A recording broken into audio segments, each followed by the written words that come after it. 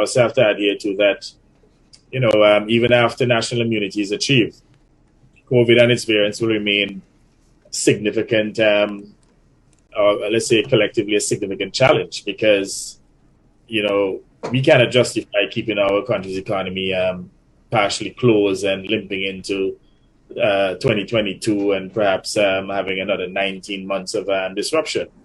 And as I said over a year ago, probably about 18 months ago, we have to learn to live and work with COVID. It is just inescapable because COVID clearly is endemic. It's going to be around perhaps for maybe a few more years. Mm-hmm. And even if we are vaccinated, we still have to manage the transmission of the virus because we know that there could be breakthrough cases. And the key issue here is the variants that will emerge and whether or not, the current vaccines will be able to treat the new variants. So our citizens must understand that, yes, COVID is still a significant threat.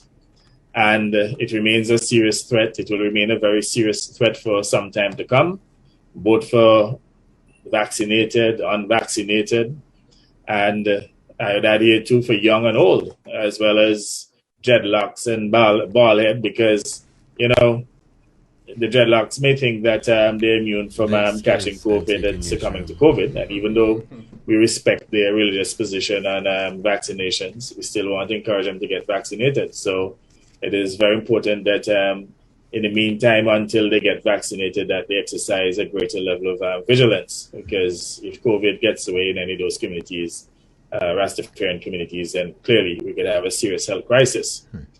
Now, as we continue to relax, and we will, because remember we said before, we want to fully reopen the country's economy by the end of the year.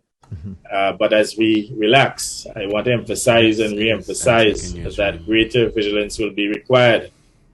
And it's important that our people adhere strictly to the health protocols to contain the spread of the virus. This means that they have to continue to wear a mask, to social distance as appropriate, and to make sure that they continue to sanitize. And this will continue for the foreseeable future because, again, COVID is not going away anytime soon. Now, as we eliminate restrictions, the unvaccinated will become more susceptible to contracting the virus.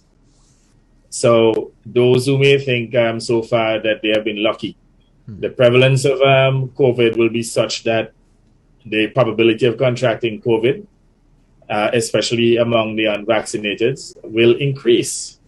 And as a consequence, they are susceptible to becoming ill and dying. And that's why it's in the interest of all to get vaccinated as soon as possible. You recognize